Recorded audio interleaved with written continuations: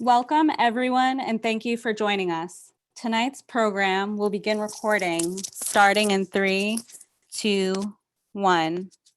And now, NOIAW's Greater New York Region President, Dr. Mary Rose Barranco Morris. Thank you for that introduction, and Angelica. Welcome everyone to the National Organization of Italian American Women's Greater New York Region Staten Island Network, an event that took us about a year to kind of assemble, believe it or not, close to a year, which will incorporate the Staten Island Museum, which is on the grounds of the Snug Harbor Cultural Center in Staten Island. They have an amazing exhibit. I would recommend that all of you go see it before it comes down. It's Women of the Nation Arise, and it focuses on 4 tactics used by these determined women in the decade-long struggle for political change before they could vote: education, organization, agitation, and publicity. Tonight, I'm so proud to introduce 2 outstanding women to you. Dr. Nicolosi. She will elaborate on how Italian and Italian American women of the early 20th century achieve autonomy in the home and beyond, in the absence of the right to vote and formal avenues of power. I want to tell you a little bit about Dr. Nicolosi. Anne Marie Nicolosi is a professor at the College of New Jersey in the Women's Gender and Sexuality Studies Department. She has a Ph.D. in U.S. history from Rutgers University with a specialization in women's history. Her research interests include 20th century's women's social movements, as well as women and media representation and LGBTQ history. She teaches courses in U.S. women's history, African American history, gay and lesbian studies, feminist theories, and histories of sexuality. She also teaches study abroad courses such as the Gendered History of Food in Italy, Gender and Irish Immigration in Ireland, and Documenting Women History in London. Her work has appeared in scholarly journals such as National Women's Studies Association Journal, Genders and Gender Issues. Her article, The Most Beautiful Suffragette, Inez Milholland, and the Political Currency of Beauty, appeared in the Journal of the Gilded Age and Progressive Era, and was a finalist for the 2008 Fishel Calhoun Article Prize. Her current research project is a study of how beauty products manufactured and advertised are used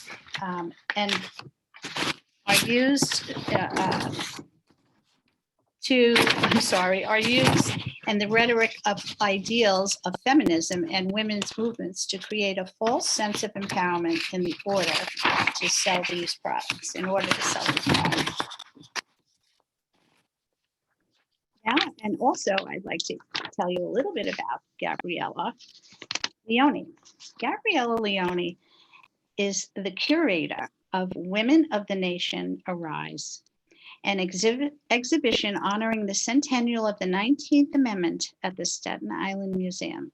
She has worked at the Staten Island Museum since 2014 and was promoted to archives manager in 2017.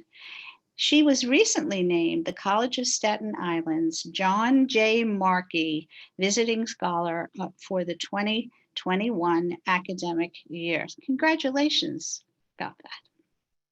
You know, his daughter is a member of our NOIAW. Okay. She has a bachelor's degree in history from the Macaulay Honors College at the College of Staten Island, and she is currently working toward a master's degree in history from the College of Staten Island. Please join me now in welcoming Gabriella Leone.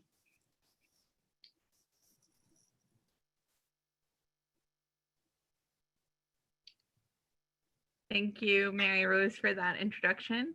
I am sharing with you my presentation. Let me just get it up in full screen here. As Mary Rose mentioned, I curated Women of the Nation Arise at the Staten Island Museum, which opened in March, just a week before everything closed for the pandemic. But the galleries are open again. We're open on weekends from 12 to 4. So if you are interested in learning more about what you hear tonight, please come visit us at the Staten Island Museum, or you can view the exhibition digitally on the museum's website, and I'll provide the link to you a little later on.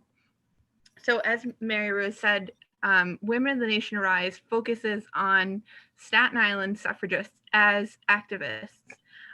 It introduces you to women on Staten Island and nationally's history of activism before the suffrage movement, and the ways in which suffragists built upon those networks to fight for women's right to vote.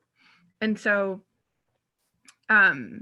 it begins with a setting of the scene with the Declaration of Sentiments, which was produced by the Seneca Falls Convention in 1848, which pulled together the rights that women were hoping to achieve for themselves, and the networks, the activist networks that they used in order to achieve them. So on Staten Island, there was a robust abolitionist community in West New Brighton, which is within the neighborhood where Staten Island Museum currently is, where Snug Harbor currently is. And it includes Staten Islanders like the Gay family and the Curtis family, who were active in the Underground Railroad and in progressive Protestant networks like the Unitarian Church and the Quaker religion, and active in national abolitionist networks, and in communication with figures such as Frederick Douglass, Susan B. Anthony and Elizabeth Cady Stanton, Henry Ward Beecher in Brooklyn, and the Purvis family in Philadelphia. And the other network of activism on Staten Island that women belonged to were the temperance movement. This is a picture of Ella Boole, who moved to Staten Island in the 1880s with her husband, William Boole. And they were one of the founding families of National Prohibition Park on Staten Island, which was a dry net neighborhood dedicated to promoting temperance and the prohibition of alcohol. And she rose through the ranks of the Women's Christian Temperance Union, becoming the national president, or the international president, actually, of the Women's Christian Temperance Union in the 1930s.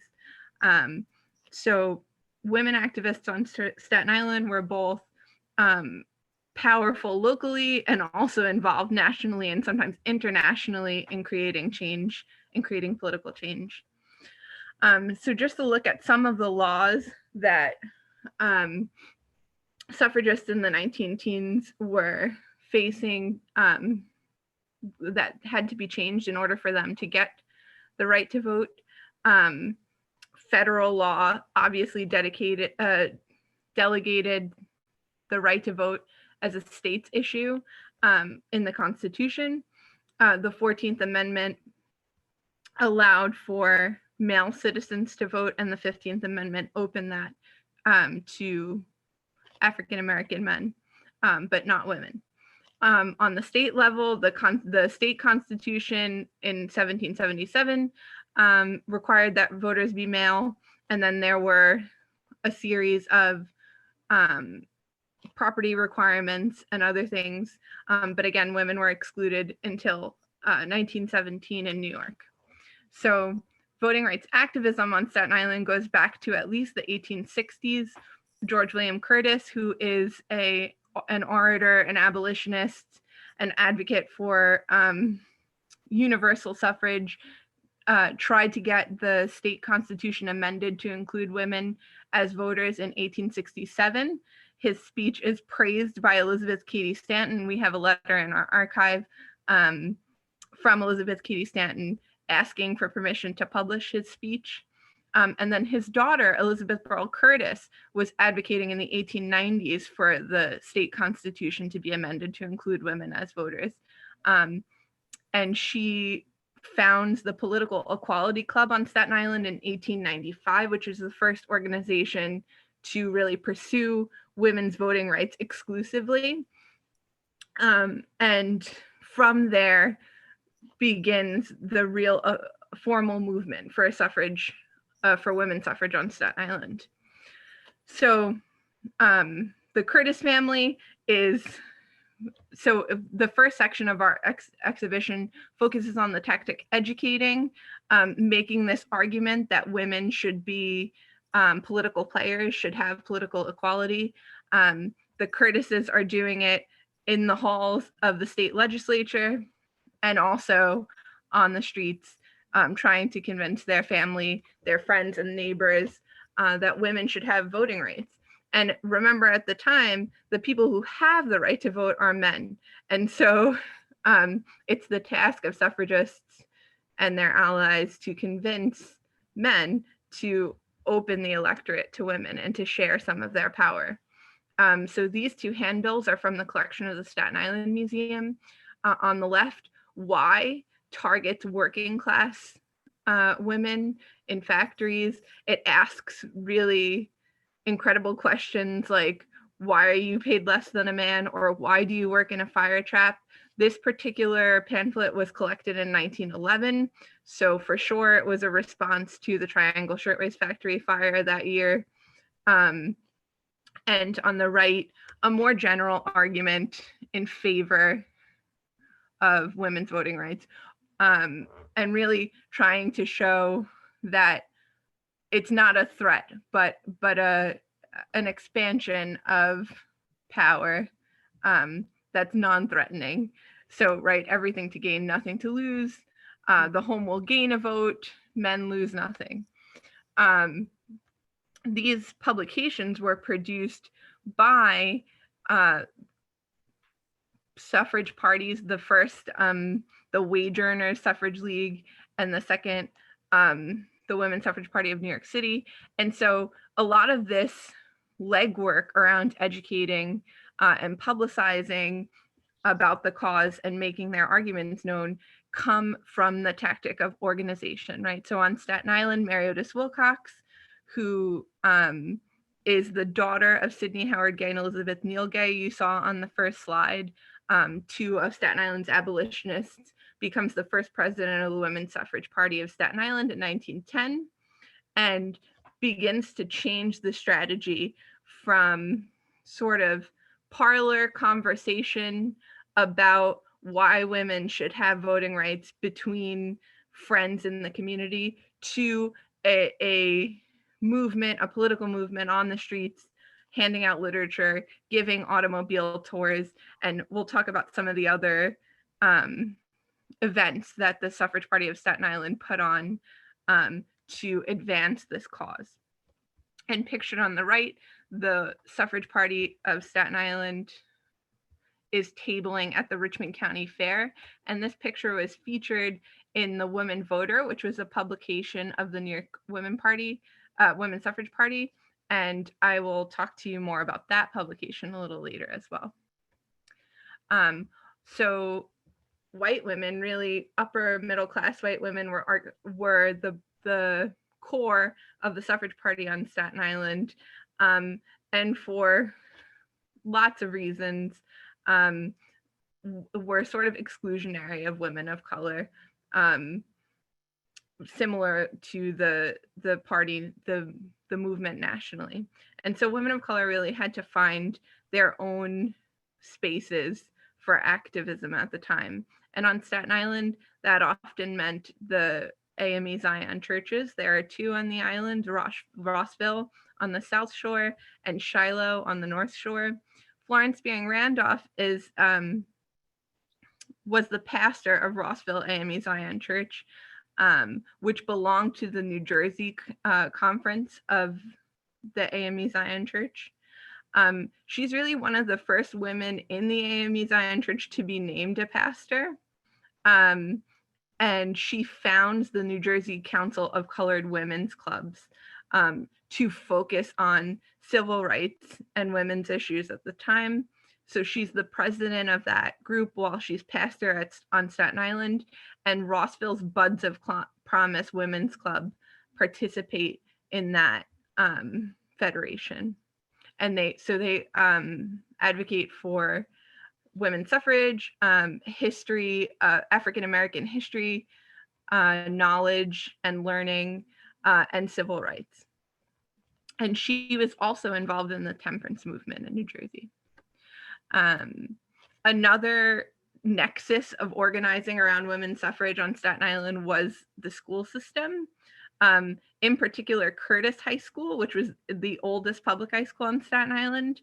A teacher from Curtis High School, a German teacher, Linda French, wrote a series of letters home to her mother in Massachusetts explaining her involvement in parades, in suffrage meetings. She went to see the Pankhurst sisters speak. They were famous English suffragists.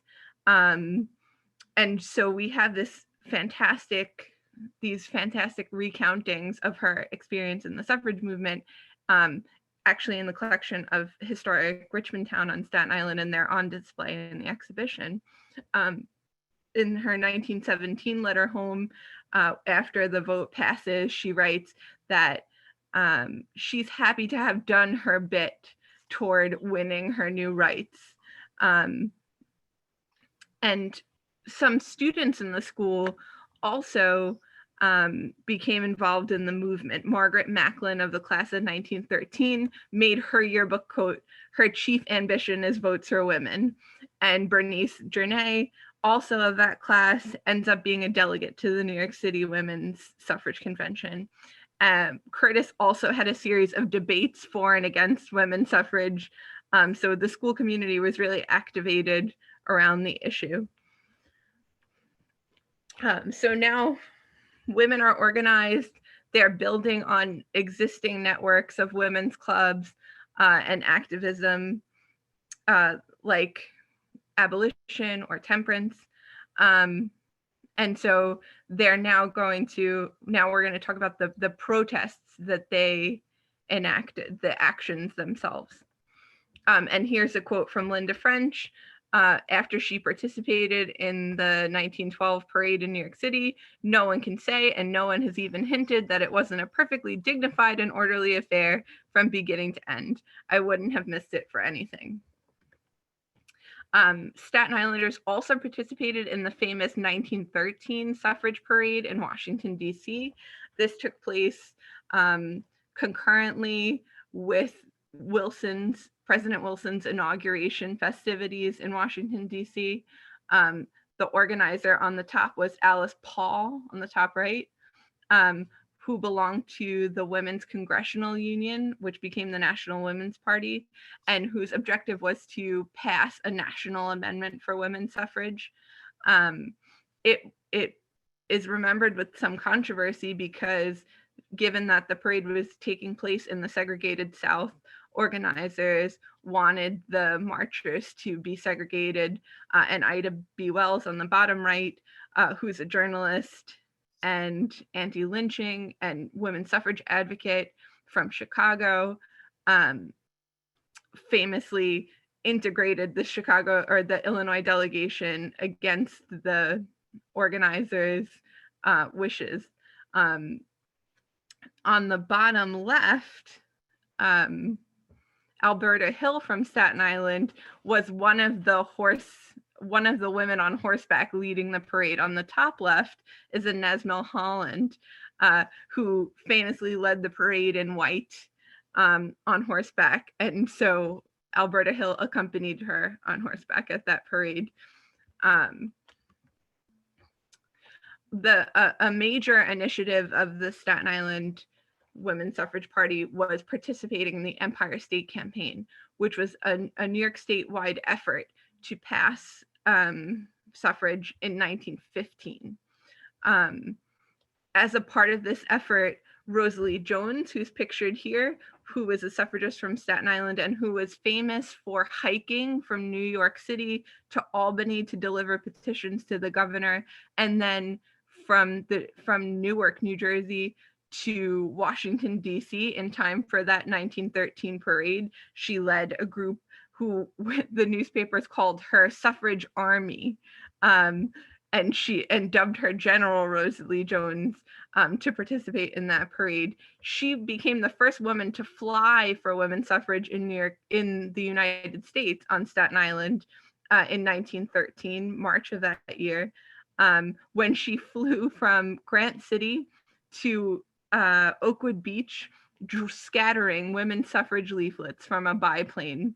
And when she lands at this aeronautical carnival on the coast of Staten Island, she says, "You may have thought suffrage went up in the air, never to be heard from again, but you won't go anywhere this year without hearing from a suffragist." So she was a master of spectacle. And that's a piece of history we were excited to highlight in the exhibition.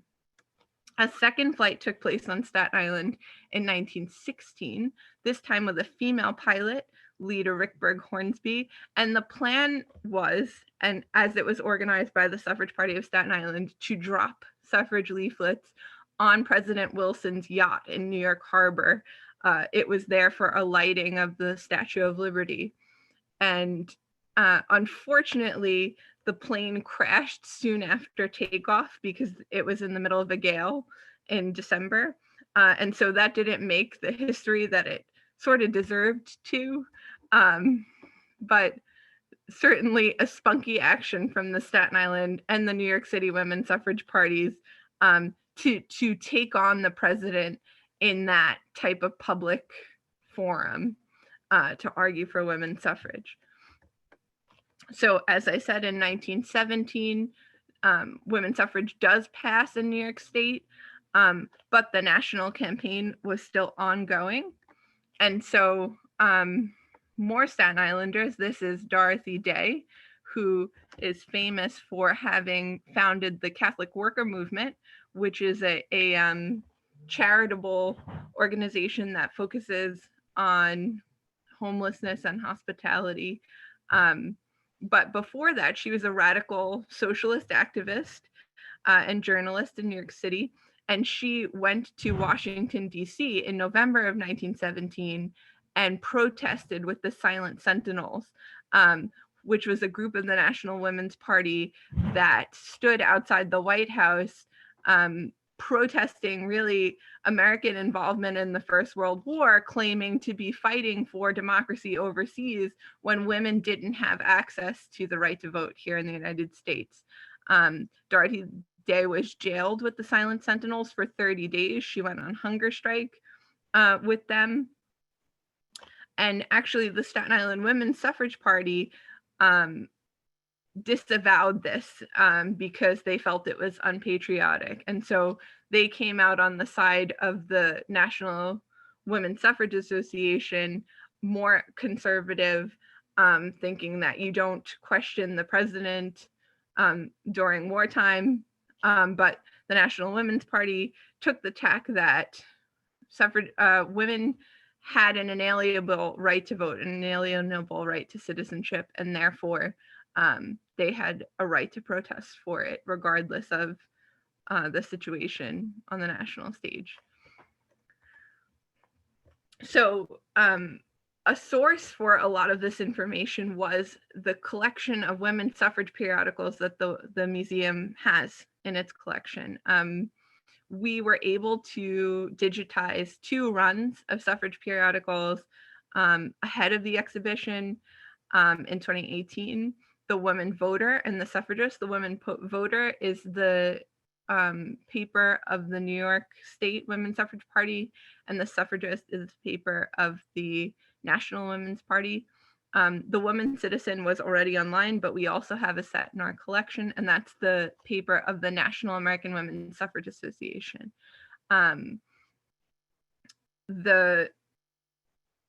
The Woman Voter was a tremendous resource for us because the Staten Island Women's Suffrage Party often wrote in explaining what events were happening on the island. Sometimes the party chair, Meredith Wilcox, another Edith Whitmore, wrote in with explaining their feelings on the movement.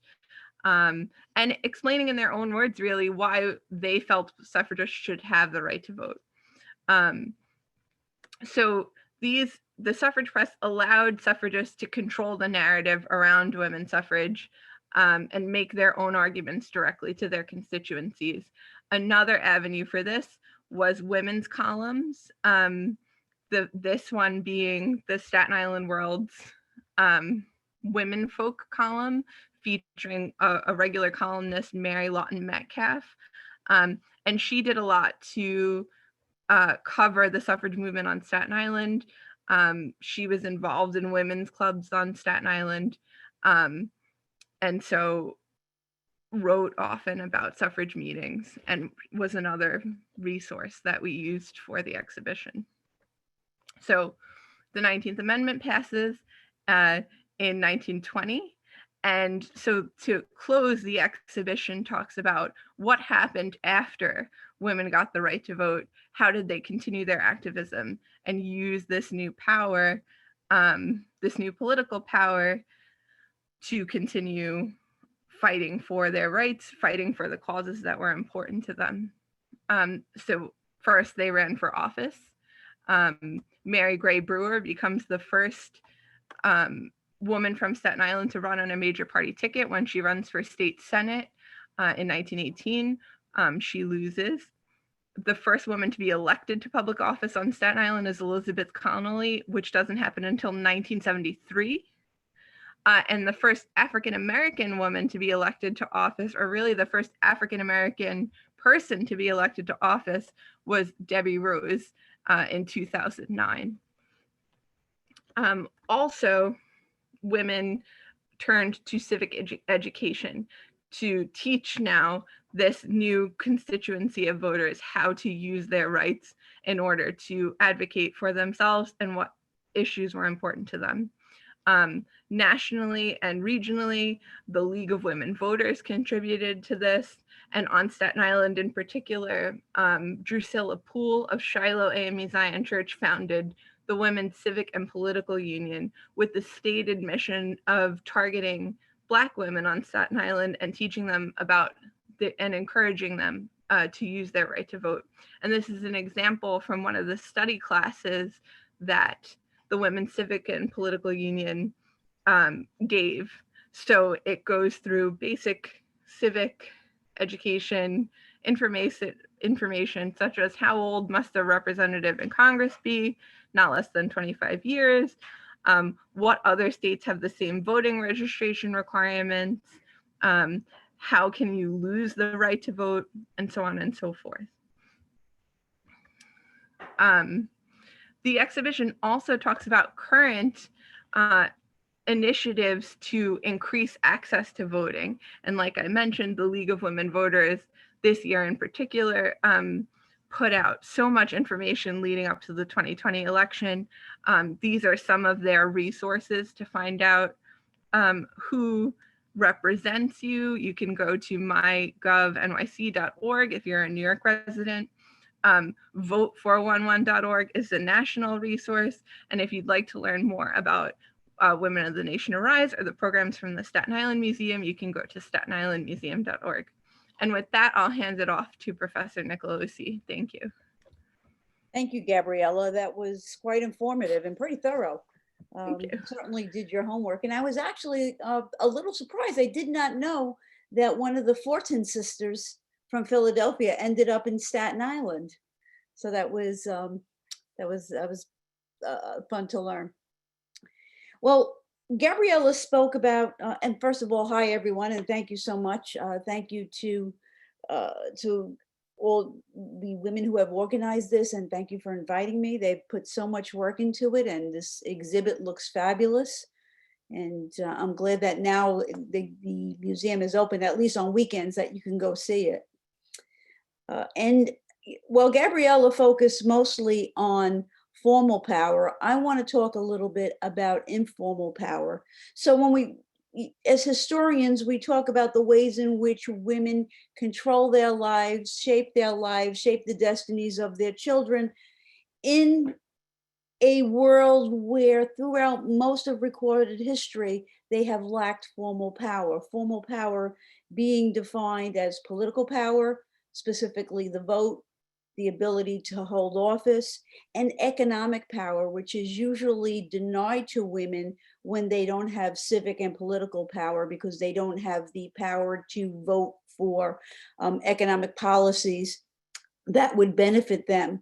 But that does not mean that women are powerless. It just means that they have to be a bit creative in exercising power. And, you know, women from every culture do this. And historians look at the early years of the Republic and talk about a concept called Republican motherhood, when women were outside of the halls of formal power after the creation of the Constitution.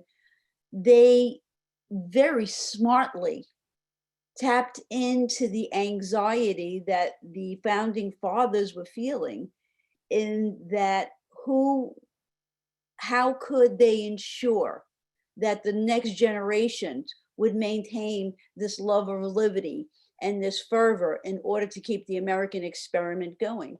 So here is where women jumped in. They argued that as the mothers of the next generation, they would be the ones who would inculcate these, the patriotic feelings and the ideologies of the revolutionary experiment into the next generation. And in order to do that, they needed to be educated themselves. And so did their daughters, because they would train the generations that came. So it was a really smart and sophisticated way for women to start opening the doors to education. And we use Republican motherhood even to this day. It's full of examples. US history is full of examples. You know, most common now, I would say that we're aware of Mothers Against Drunk Driving. What it is, Republican motherhood, is women advocating for change or political power or social power using their relational status. So when women advocate for themselves, they're called selfish, they're called feminist, or whatever word, you know, that is going to be leveled at them. But when they advocate under their role of motherhood, they're not transgressing gender boundaries, even though they actually are. So it's much more politically effective to advocate for change as a mother or a wife, because you're acting within accepted gender roles. And this is what women have done in every culture. And I'm going to talk a little bit about how we have this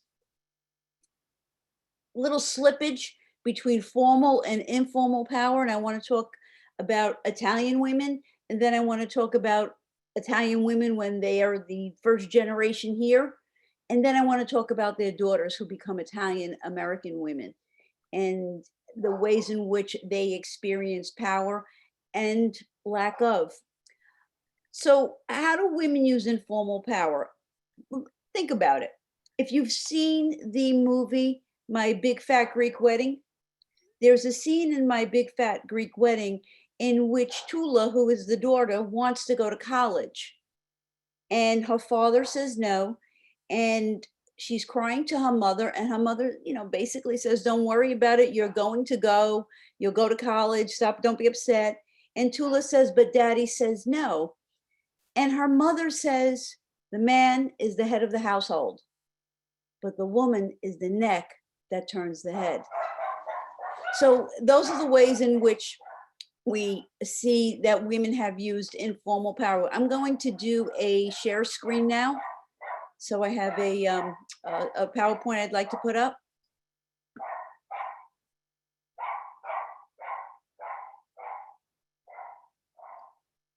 Okay, so, you know, what I'm going to talk about is Italian and Italian American women and the uses of power, formal and informal. And just up here on the screen, you see two women who are from the late 19th century, early 20th century, and they are somewhere in Italy. And I apologize for my dogs right now. My partner just came home from work, so now they're going a little crazy. So hopefully he'll get control of them and we won't have a problem. I'm going to talk about specifically the migration period, right? So I'm going to talk about the late 19th century and the early 20th century. And I want to talk about how women manage these roles. And when we think about Italian American immigration, we think about, okay, so, the traditional narrative that there were all these problems in Italy and all these economic problems in Italy. And there are the reactions to the breakup of the kingdoms and the reunification of Italy. And that prompts so much poverty, particularly in the Mezzogiorno, which is the area of Italy from Rome down. And that prompted the great waves of migration from Italy to mostly the United States, but we also see quite a bit of immigration to other areas. We see quite a bit of immigration to Argentina. We see quite a bit of immigration to the United Kingdom. So it's not only the United States, but clearly the United States absorbs the lion's share of Italian immigrants. But Italian immigrants are different than other immigrants to the United States in this period. And the period I'm talking about is 1880 to 1924. And they're different because many Italian immigrants do not stay. They go home. They go back to Italy. They work for a couple of years, try to put in together enough money to buy a piece of land in Italy. And depending on what year we're talking about, there is between 11 and 73% of Italian immigrants actually return. The English term for these, and they're men, they are men. The men come, they leave the women behind. If they're going to stay, they will eventually do what we call a chain migration, meaning that they will send for their wives and send for their children. But this is mostly men who come over, at least in the first wave. And these men who do not want to stay or have no intentions of staying. And we also see the incidence of men doing this a couple of times and then finally settling down in the United States. We call them birds of passage. In Italy, they call them ritornato or ritornate, which means those who returned, the returned. And villages all through the South were the rhythms of their economic existence followed these migration patterns. So much so that there was a term for Italian women whose husbands had left to go to the United States, and they were called white widows. So they were the women who were left behind and waited for their husbands to come back. I love this little picture here. And the reason I have this picture, it really doesn't have too much to do with the presentation, but I came across it.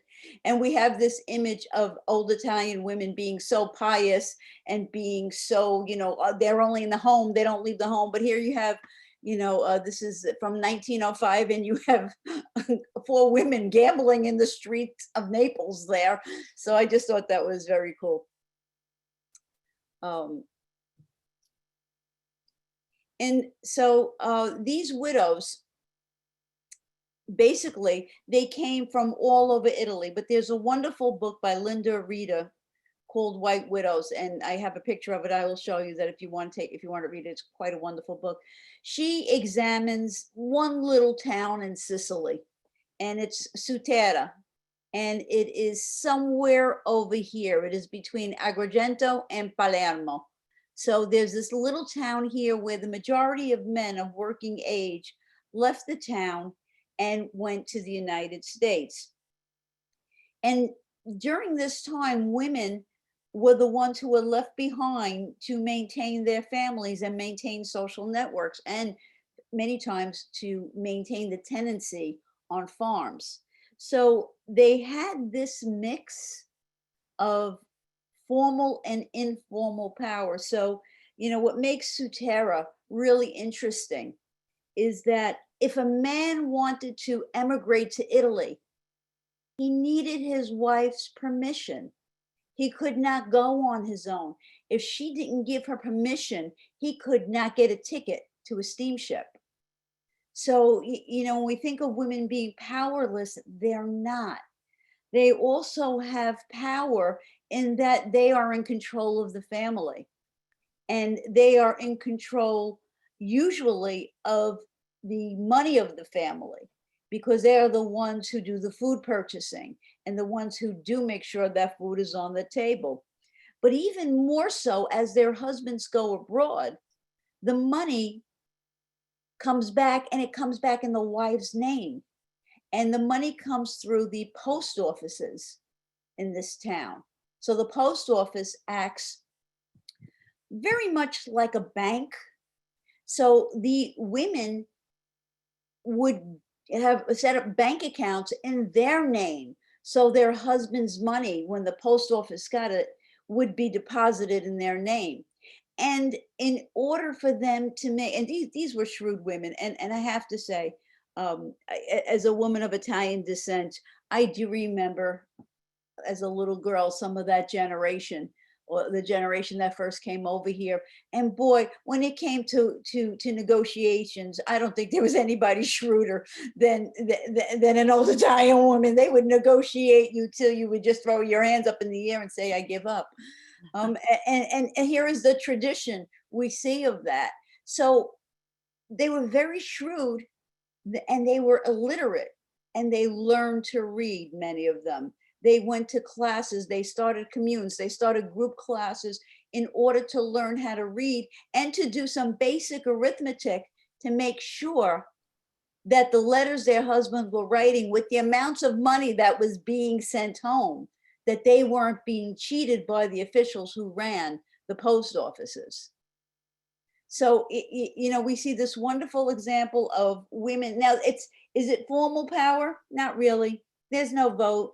Women in Italy don't get the vote to the 20th century. You are still talking about a peasant economy. You are still talking about very high rates of illiteracy. But yet they are using whatever they can in order to make sure that, number one, they're not being cheated. Number two, they have control in the family, and they have control over their husbands, whether they leave or come back. On the other side, women are controlling one another. Particularly, we see a generational control. So there's a form of informal power. And there is a historian by the name of Ruth Block, who many years ago wrote a wonderful book, and how she examined how gossip serves as a form of informal power for women, in that women control the behavior of a community through gossip. So we see the older women of the community who are overseeing the behavior of the white widows, because the white widows are young. Their husbands are the young men who are leaving. So they're of childbearing years, they're in their 20s or their 30s. So you have the older women of the community who will ensure that the white widows do not act outside of the appropriate roles for a married woman, for a young matron. So you see how power is being exchanged and shaped and used in this situation. Now, when we think about this, what happened in Sutera is replicated all over southern Italy because of this mass migration in different ways, in different forms, but you still see these patterns emerging. And just to give you an idea of the sheer numbers of folks who were emigrating into the United States, in 1870, there were about 2,500 Italians in the United States. By 1924, there were 4 million. That's an enormous amount in not that many years. So we're seeing these upheavals that are happening, not only here in the United States, and we all know, we've all seen the pictures by Jacob Riis, and we all know that, the hardships, and we've heard, the ways in which Italian Americans were discriminated against, and the ways in which that they were, called derogatory terms, whether they were called guineas or wops, and all the nasty things that, that were leveled at the first and second generation. But it's also a psychic dislocation that happens in Italy, not only in the United States. And this is part of the narrative that we don't tend to talk about, I guess maybe because we focus just on when they hear the American part. But for women, this part is very important, because when the men leave, and they may send money back for them to migrate, or they may come back for them, but a lot of these white widows, their husbands never came back. They left them, you know, they left their wives, they left their families. And, you know, that's not part of the, you know, the celebratory migration story that we tell. So, you know, we're looking at a situation where women were really faced with some difficulties. And they, as women always do, because women operate for most of world history in a position of limited power, how they survive, how their children survive, how they get what they need in order to survive. So if you're interested in this story, and it really is, this is a wonderful book. It's by Linda Rita, and it's she talks about all about these widows in white. So she's looking at the migration and the transformation of rural Italian women in Sicily from 1880 to 1920. And these women are a combination of the ones who stayed and never left, or who left after their husbands migrated. So once we get past the point of the difficulties women faced in Italy, then we have to bring them to the United States. And I'm not going to go over all the problems that women faced in the United States.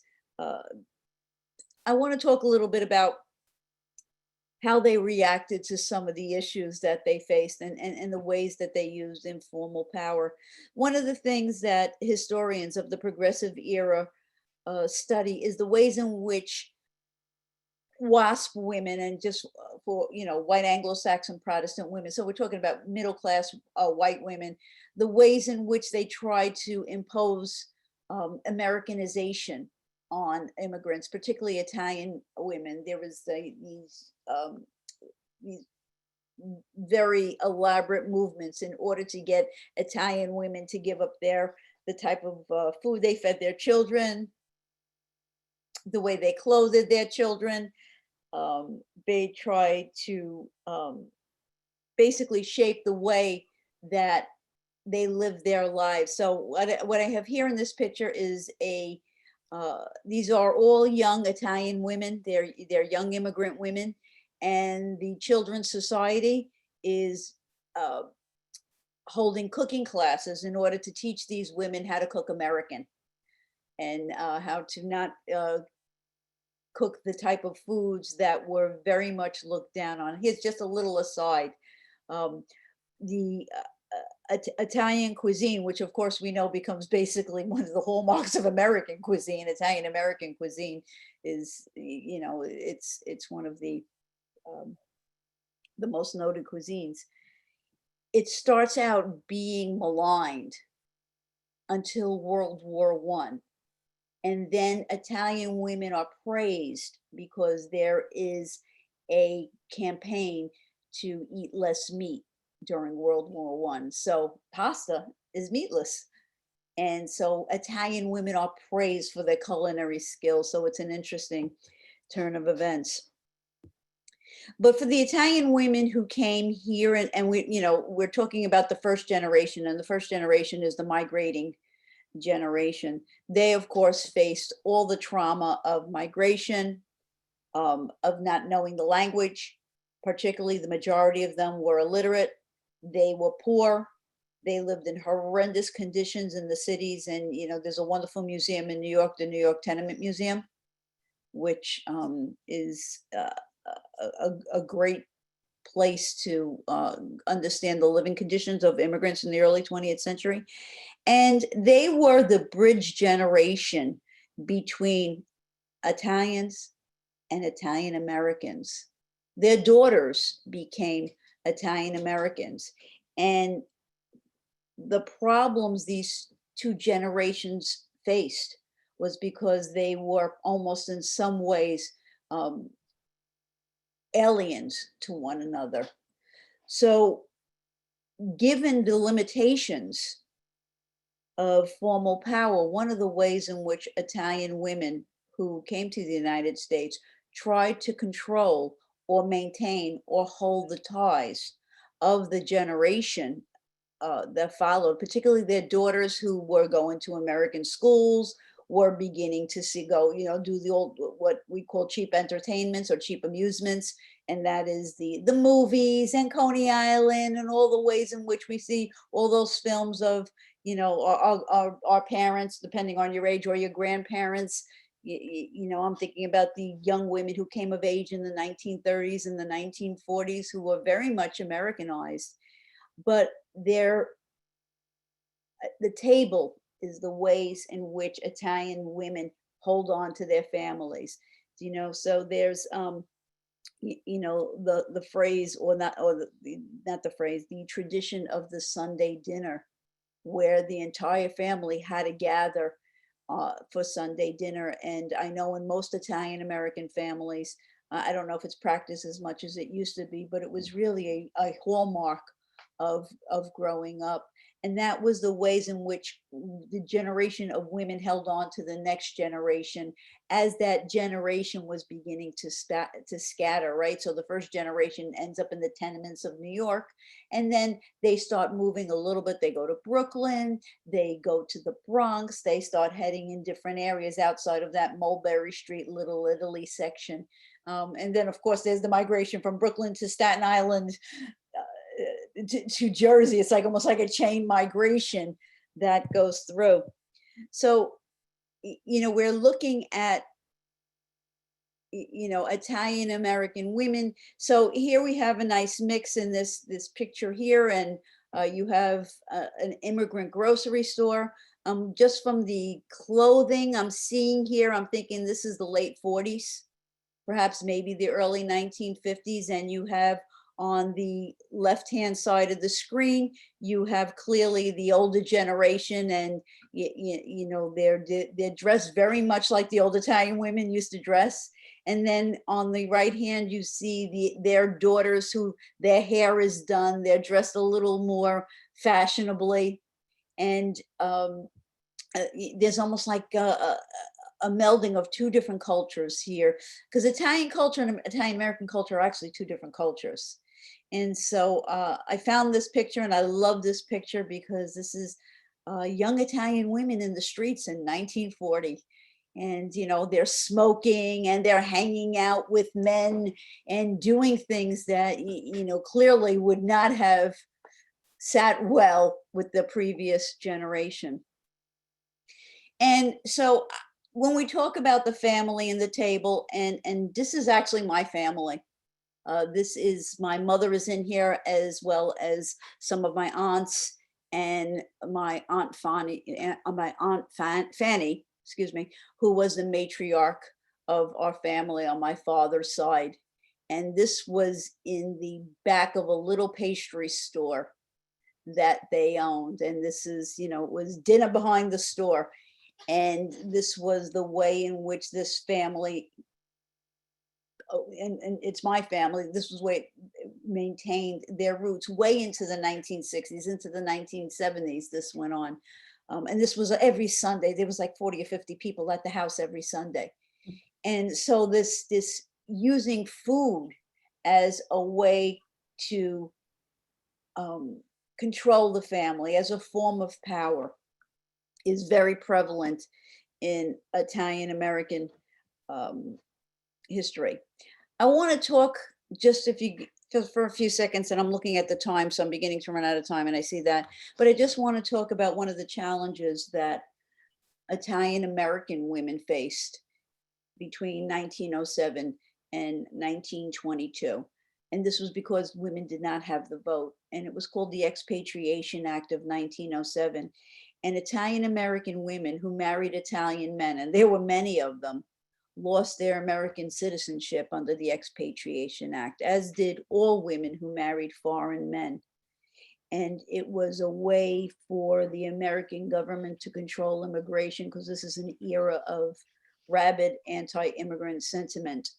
So American women who married foreign men lost their citizenship. I have written about this, and actually this was the topic of my dissertation, because I stumbled onto it because my grandmother was born in New York City and my grandfather was born in Calabria. And when she married my grandfather, she lost her citizenship. And the irony is that you can get your citizenship back, at least for women who, for nationalities that were eligible for citizenship, and Italians were eligible, but Chinese weren't eligible because you had the ineligibility acts. You can get your citizenship back if your husband naturalized. If your husband became a citizen, you could become a citizen again, but you had to go through the naturalization process yourself. You didn't automatically get your citizenship back. And the irony, of course, is that my grandfather, who was born in Calabria, was a citizen of the United States. And my grandmother, who was born in New York, was not. And she had to reapply for her citizenship. And a lot of women didn't even know this until the 1950s. And what happens in the 1950s is the advent of air travel, and ocean lining travel gets cheaper. So a lot of Italian families are going to go back to Italy. If, it's been, enough years after the war. So there are these pilgrimages back to the motherland, so to speak. And these women couldn't get passports because they weren't American citizens. So that's just a little bit about the experience of having power and informal power and what you can do with formal power. But clearly you could lose your citizenship if you don't have formal power that Italian and Italian American women faced. So I think now we are going to open the floor for questions. Thank you, Professor Nicolosi. Thank you, Gabriella, for your wonderful presentations. I do want to remind our attendees that we have about 10 minutes left over for your questions. My name is Angela Colaferno. I am NOIAW's Program Associate. I will be acting as our Q&A moderator, so please feel free to drop your questions using the Q&A function. My first question, let me ask it because we know it's the inevitable question. Both Gabriella and Anne-Marie, where are your families from in Italy? Where do they hail from? It's the inevitable question always at every Italian American function or gathering. So Anne-Marie, I'll let you go first. My father's people are from Palermo, and my mother's father was from Calabria. And my mother's mother was born here, as was her mother, but her people originally hailed from Basilicata. Wow. And Gabriella, your family? My dad's side are Napoletana and Calabrese, and my mom's side's Sicilian. My grandmother's family from Messina, and my grandfather from Castellammare del Golfo near Palermo. We have a good amount of representation of the island and the boot going on tonight. Okay, so I see we have some questions coming in. Professor Nicolosi, I do have a question for you. So thank you for so aptly dissecting the ways in which Italian and Italian American women achieved agency and circumvented patriarchal limitations. Would you agree that there was once very much so a very particular Italian American female solidarity present in enclaves, and that maybe today Italian American women are searching for that again, and that maybe they turn to Italian American organizations like NOIAW to sort of reclaim what once was, so to speak? Absolutely. And I think that, it's not only Italian American women. I think it's all, these generations of the descendants of those who came during that period. If you look at the pattern of of Americanization, you have that first generation that lives almost like in the ghetto, right? So you're talking about little Italies, whether they're little Italy in Boston or little Italy in New York. And then they start going out into the outer boroughs of New York. And then they start moving to the suburbs. Mhm. And there, in the Americanization process, a lot of the Italianness is lost. And I know, so like even my niece's generation, I don't think they actually define themselves as Italian. We eat Italian and we still have, you know, this idea of being Italian, but I don't think being Italian loomed as large in her life Mhm. as it loomed in the life of my sister and my cousins, because we were part of, you saw that table there that, Yes. you know, we grew up around that table, whereas I think my niece's generation, a little more removed, the move to the suburbs.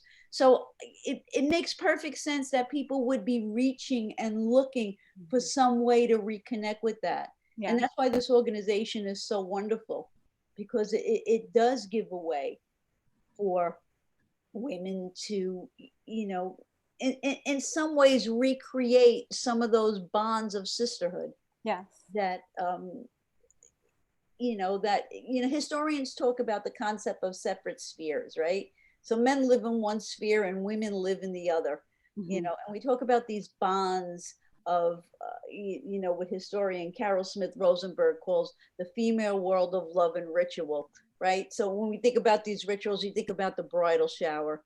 That's a community of women coming together that are giving a young woman what she needs to set up housekeeping. That's that tradition. So I think there are ways that, I think people do reach for that. And I'm glad that there are organizations like this organization that satisfy that. Thank you. Gabriella, I guess this sort of piggybacks off of that last question, and it's for you. So I don't know if you could speak to the specifics of this or to give us a statistic, but somebody is asking, what is the Italian-American population of Staten Island at this time? So I guess what we're also asking you is if you give us sort of a sense of personally how you feel, if there's an existent enclave of Italian Americans in Staten Island, if you feel that connection as a Staten Islander. I do. A lot of my friends growing up were Italian American, either fully or in part. Mm-hmm. I think the statistic is about a third of Staten Islanders are Italian. I'm not 100. I know the census doesn't ask for ethnicity, or it doesn't track ethnicity in that way. You can provide it. It's self-reported. So I know we're about 470,000, 500,000 people on Staten Island. So, and I believe about a third of them are Italian American. Yeah, I definitely, a lot of friends of mine were Italian American growing up, although we are a very diverse borough too. I think more than sometimes people realize. Yes. We have a large Liberian population, Sri Lankan population on Staten Island. So, the best of both worlds, Italian American unity in the way that you're talking about, but also the advantage of New York City and the diversity that brings. That's wonderful. Another Staten Island question. So this question is from Betty, and she's asking, was Curtis High School named after the Curtis individual you described at the beginning? Not sure if you know. Okay. Yes, great question. Yes, Curtis High School is named after George William Curtis, who I did mention. Thank you for paying attention. There's a bust of him in the lobby of the school, and he founded a sort of lecture series, a lyceum series on the island in the mid to late 1800s, and was sort of very fondly remembered on the island.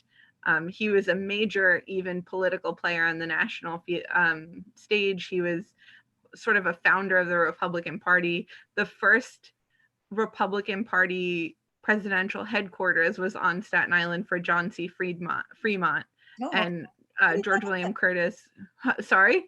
I did not know that. Yeah, and George William Curtis was heavily involved in that campaign. So that's why the school is named after him. That's great. So a lot of comments, just want to let you both know of people just saying how much they appreciate how informative and how interesting this presentation was. And this next question is for Professor Nicolosi, and it is actually from NOIAW's founder, Dr. Aileen Riotosiri. Hi, Aileen, how are you doing? So her question for you is, Italian women did not join the women's movement of the late 60s in large numbers. How would you explain this?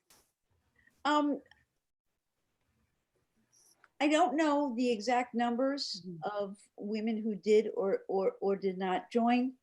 I certainly would suspect that young Italian women, Italian American, are you talking Italian or Italian American?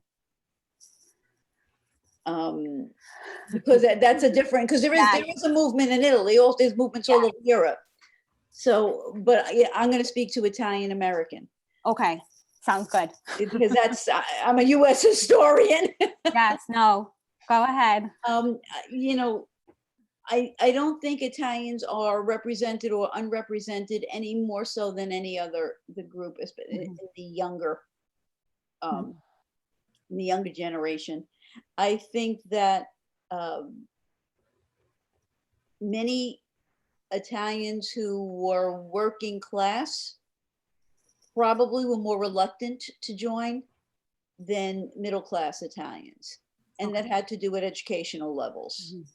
So many of the young women who were involved in the women's movement came to the women's movement in college.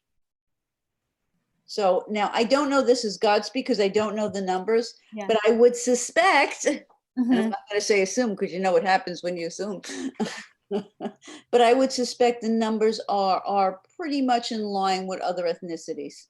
Okay. Thank you for answering that. We do have another question here. Oh, and Aileen did clarify she was speaking to Italian American women.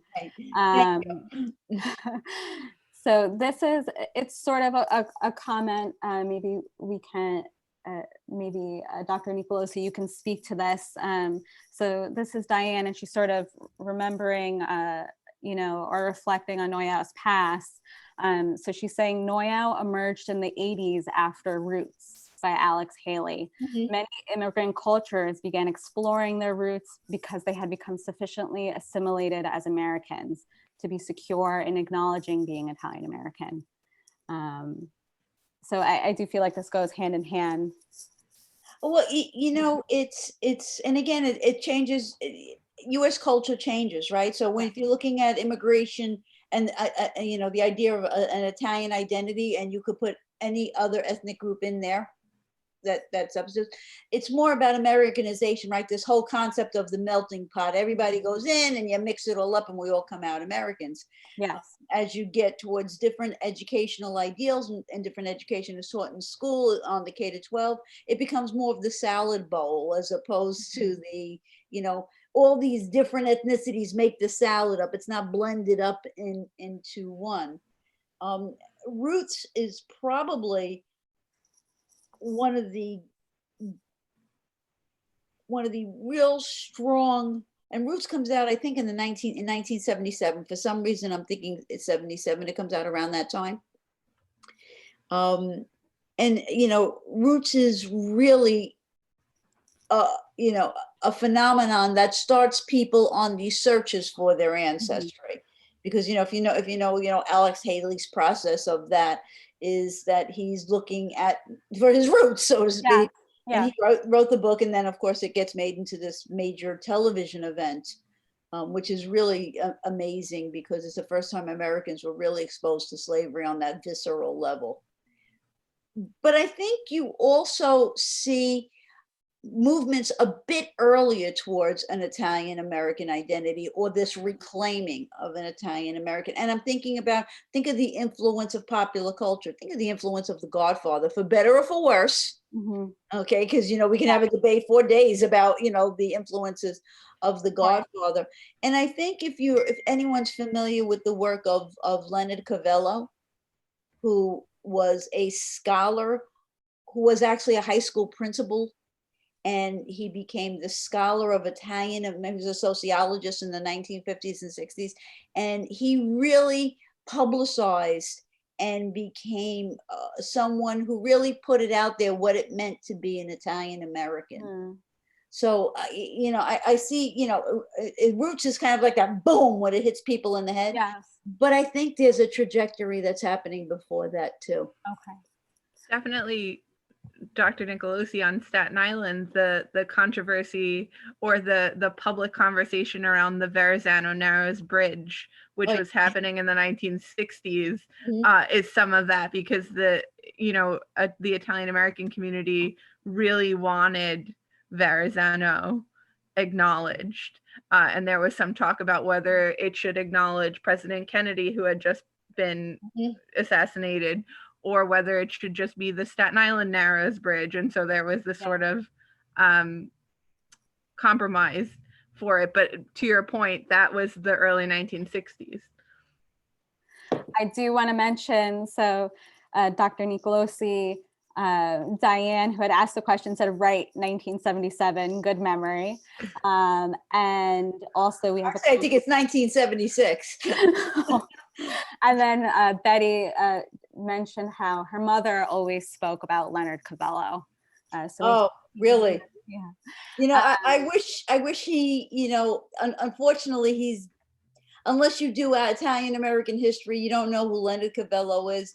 And boy, what this man did for the Italian American community was enormous. You know, he really turned the narrative from, you know, the idea of the, you know, the uneducated peasant, or, you know, that we have this narrative of immigration. But, you know, in studying, you know, particularly that second generation, he really did such a scholarly inquiry and really shaped a narrative of talk about agency and talk about understanding, you know, not only how we were as a people, and I'm saying we because I'm Italian American, how we were as a people, but how these outside forces of Americanization shaped us. He's so we do have from Betty again. She was saying how her father was involved in the naming of the Verrazano Bridge. This is Betty Santangelo.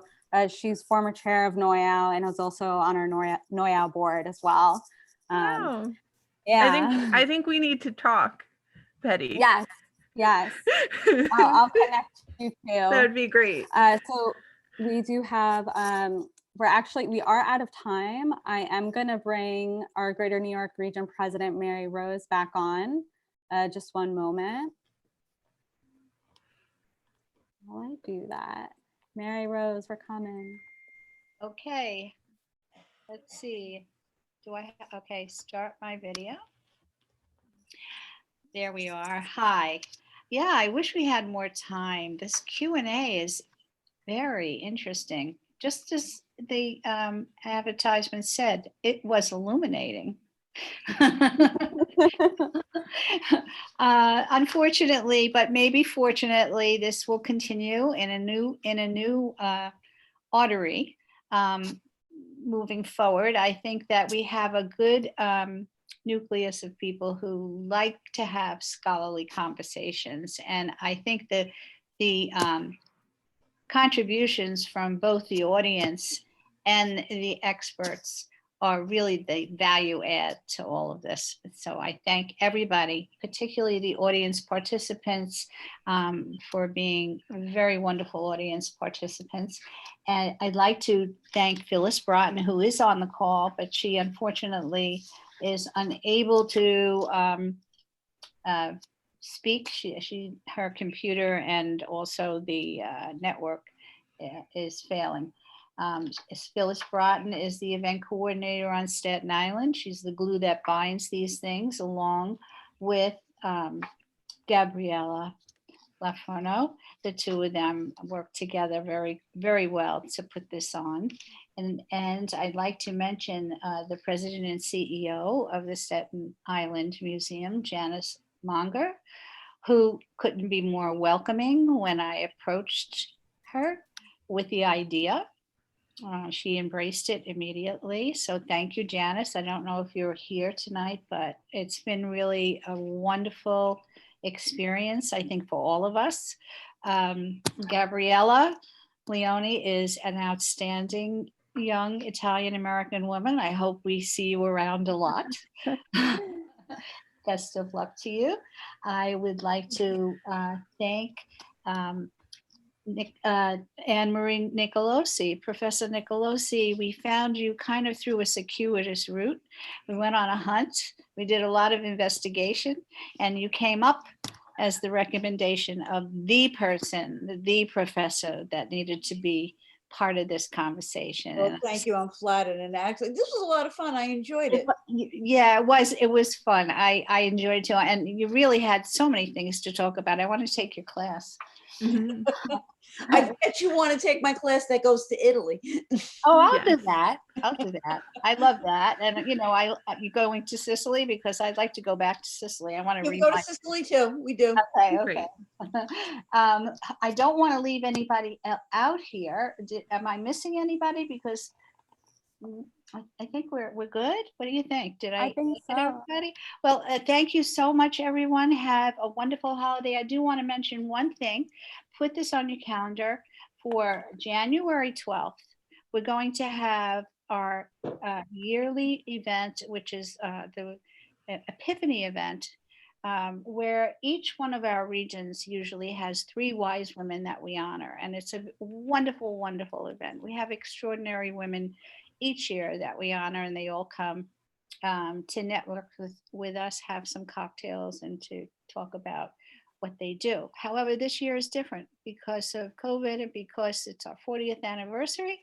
We're having one Epiphany event with all the regions involved in the one. So we're having 4 wise women this year, and we're working tirelessly under the leadership of Betty Santangelo, the program person, to put on the best Epiphany event we could possibly do in Zoom.